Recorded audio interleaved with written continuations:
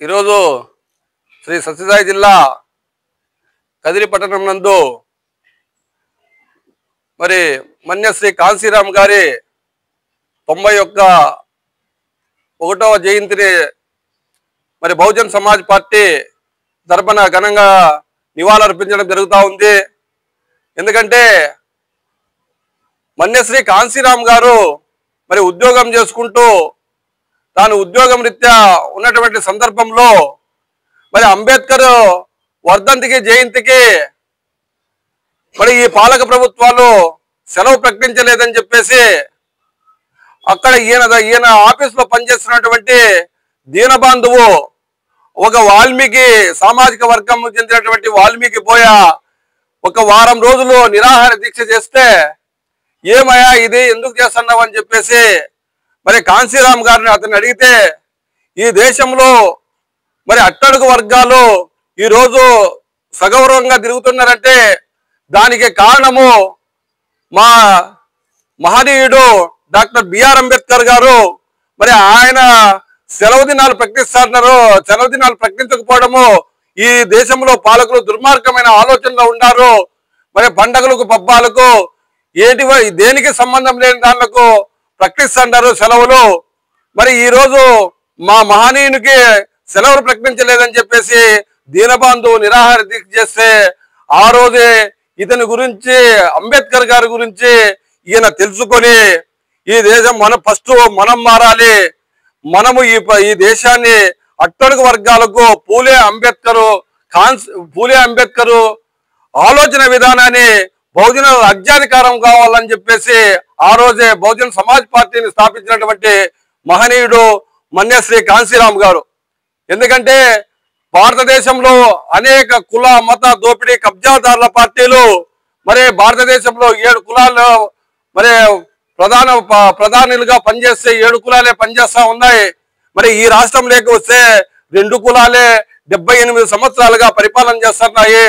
మరి ఈయన చెప్పింది ఏంటంటే ఓట్లు మావి సీట్లు మావా, ఇక నుంచి నై చలేక ఓట్లు మావే సీట్లు మావే రాజ్యాధికారం మాదే అని చెప్పేసినటువంటి మరి ఉత్తర భారతదేశంలో మరి ఈ భారతదేశానికి అతి పెద్ద రాష్ట్రమైనటువంటి ఉత్తరప్రదేశ్ లో రాజ్యాధికారాన్ని తెచ్చినటువంటి మహనీయుడు మరి కుమారి మాయావతి గారిని మరి ఈ దేశంలో మొట్టమొదటి మహిళ మరి ముఖ్యమంత్రిని చేసినటువంటి ఘనత మరి కాంశీరామ్ గారికే దక్కుతుంది.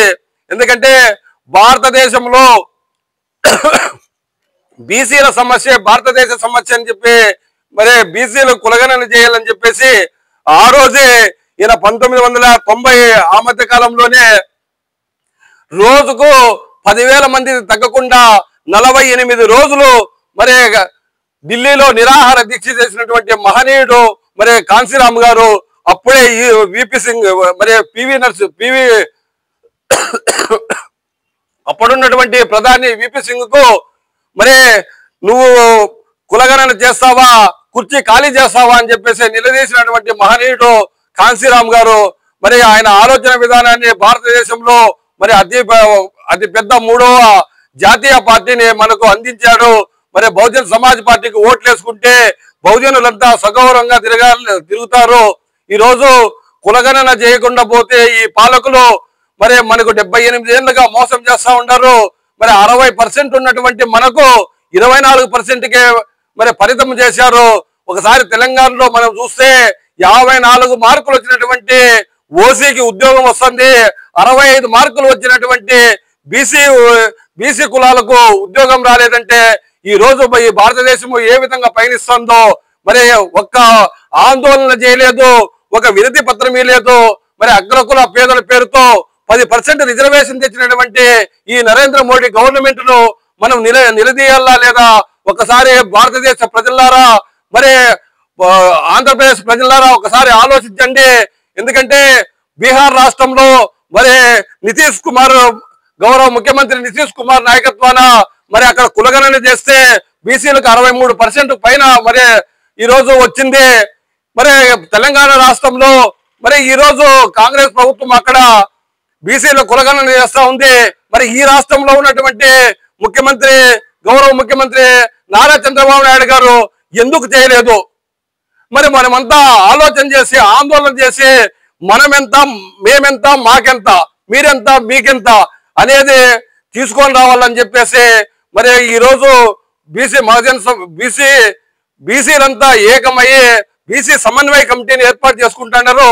మరి బహుజనులారా, ఎస్సీ ఎస్టీ బీసీ మైనార్టీలారా, మరి కాంశీరామ్ గారు చెప్పినట్లు భారతదేశ సమస్య బీసీల సమస్యను మరి పారదోలడానికి మనమంతా నడుం బిగించాలని చెప్పేసి మరి మహనీయుని యొక్క ఆలోచన విధానంలో పూలే అంబేద్కర్, కాంశీరాము, సాహో మహారాజు, నారాయణ గురు, పెరు రామస్వామి అనేటువంటి మహనీయులు ఈ దేశం కోసము, ఈ ప్రజల కోసము అనేక త్యాగాలు చేశారు. వాళ్ళ యొక్క ఆలోచన విధానంలో మరి ఈ రోజు మనమంతా పయనించల్లా. ఈ కుల మత దోపిడీ కబ్జాదారుల పార్టీలకు శక్తి చెప్పి రాబో రోజుల్లో బహుజన్ సమాజ్ పార్టీ ఏలు గుర్తుకు ఓట్లేసి గెలిపించుకుంటే మనమంతా ఎస్సీ ఎస్టీ బీసీ మైనార్టీలకు నిజమైన రాజ్యాధికారం వస్తుందని చెప్పి తెలియజేస్తూ మరి మన్యసి కాంశీరామ్ గారికి మరొకసారి నివాళులు అర్పిస్తూ మరి సెలవు తీసుకుంటాను సోదరులారా.